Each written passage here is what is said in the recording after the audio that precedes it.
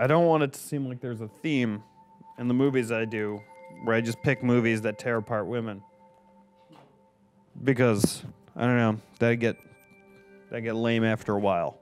If I would just pick out every movie that, you know, basically treats women like shit. That's like 80% of them. But I am going to talk about. Good luck. Taken is about Liam Neeson. He's basically a general badass who used to work for the government or does work for the government or freelances for the government. It really doesn't matter.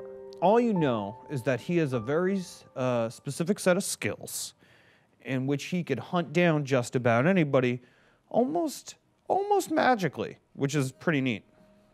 What ends up happening is his little girl is going on a Rumspringa, a vacation, a spring break, some sort of college getaway, I don't fucking know, with her other friend. I believe they're both underage, maybe? That's besides the point. So this girl, she's like, I want to go to Europe. We're going to go to France and some other fucking country. And she's bringing along a friend. Or a friend has invited her. They're going to stay at some house. Turns out this friend is a real bad apple. Lady who likes to fuck dudes and lie to people's parents, which is every teenager ever. So like that's kind of like a weird way to like try to make somebody a villain. And it's like, oh, this girl's real bad news. She lies to parents and goes on European adventures because she's like kind of got money. What an asshole. So Liam Neeson, who is like separated from the mother of the daughter, is just trying to figure out a way to get back into her life. And he eventually concedes and decides like, yeah, I'm going to let her go to Europe and maybe it'll make me the good dad. And there's some like weird bullshit. Liam Neeson is a good bodyguard. He like saves some pop icon. Pop icon, relatively famous, is very appreciative of Liam Neeson and I believe basically offers to suck his dick at the end of the movie. Spoilers. And he wants to use that as a way to get in with his daughter, who is lives with his estranged ex-wife and her new very, very wealthy boyfriend, new husband, I don't care. So he does shit. He brings her a gift. She's like, I like this gift, blah, blah, blah, blah, blah. She's like, I want to go to Europe. The mom is like, you got to ask your dad. The dad's like, you got to ask your mom. They try to figure it out. There's some like weird static where the daughter kind of like pulled a sneaky little trick to get the dad to say yes. And bing, bang, bong, she's off to Europe and the dad's real nervous. Gives her a cell phone. Girl gets to Europe, right? With her best friend.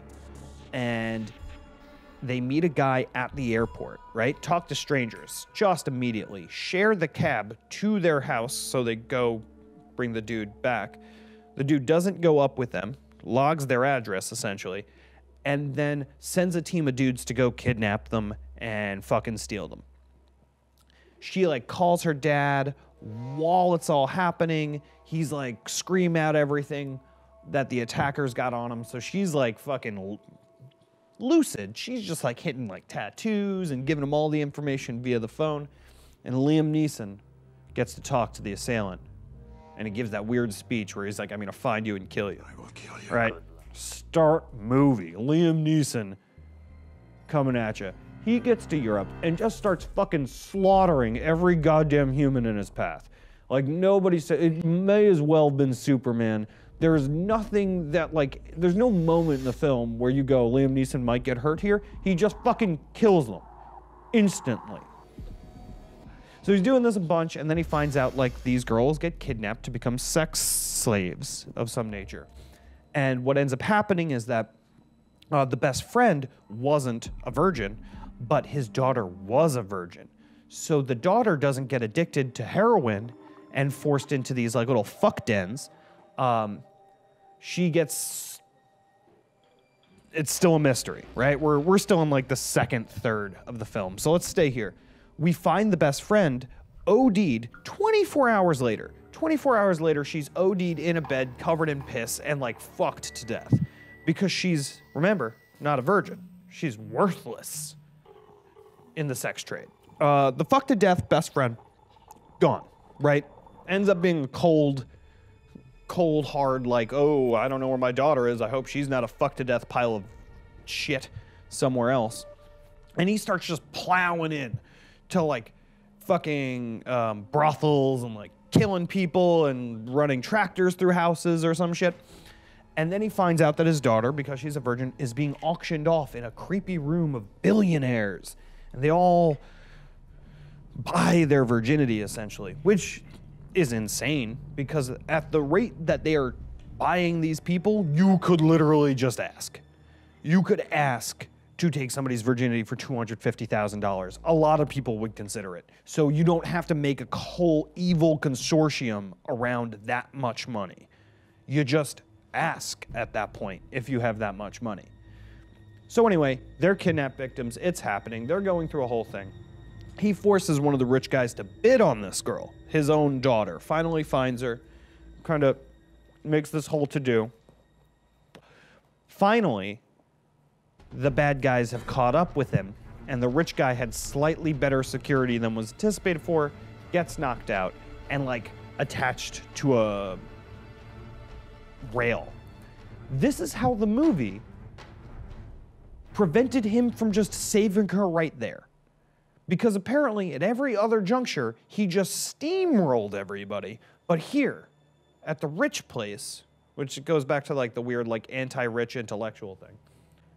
At this Richie Rich den of fucking, he was overwhelmed by like two guys with a sack of nickels. He comes to, realizes what's happening, and just immediately fucking figures out a way to get out of it, kill a dude, kill another dude, and it starts cross-cutting. And this is the last part of the film, and I realized that this movie hates women. Because we know she's safe. She's no longer going to be murdered. We know what's happening. There's like shots of her, you know, being led into this bedroom with this obese man, and you're like, I really hope she doesn't get raped. And that's a real hope. The problem is, for an hour, we've been like, oh, we really hope that she isn't a fucked to death heroin OD corpse. So now, we're just kind of hoping that. And the whole emotional crux of the film is about saving her virginity. And the only reason she's alive is because she's a virgin. It kind of just has this subtle way of saying, if you're promiscuous, you're gonna get murdered and do a bunch of drugs, and you're valueless to society. And like, what's the point of a film that says, if you're promiscuous, you have no use in society? That's just weird to me.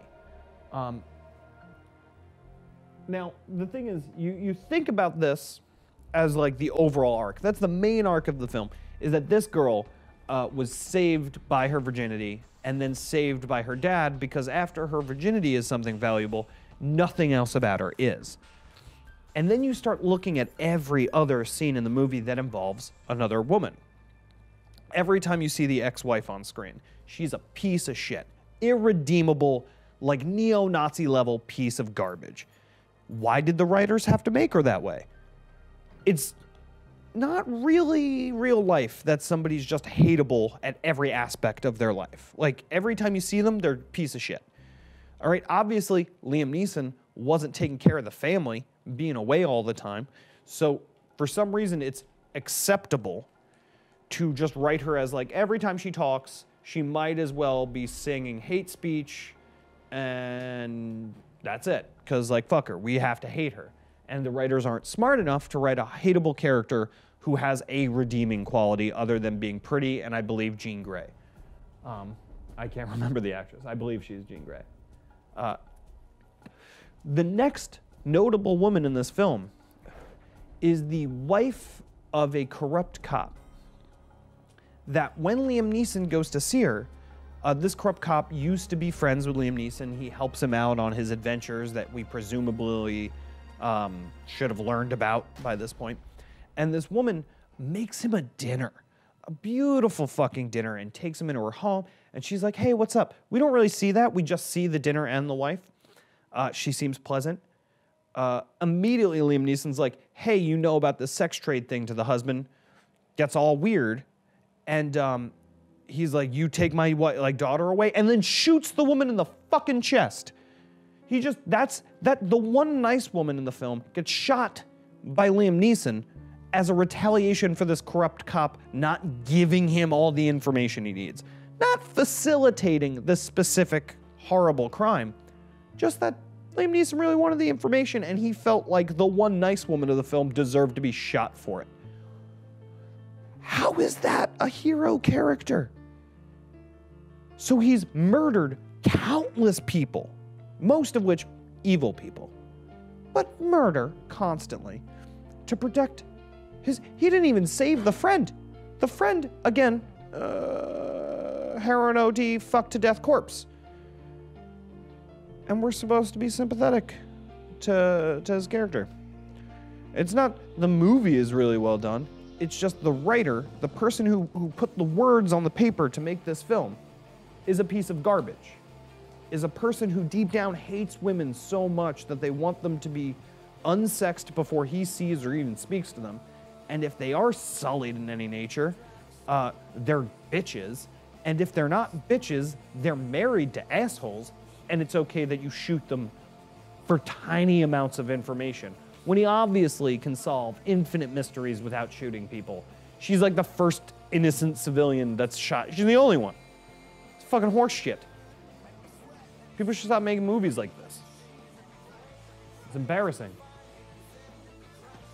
It makes people grow up to be shitty people. And I don't like that.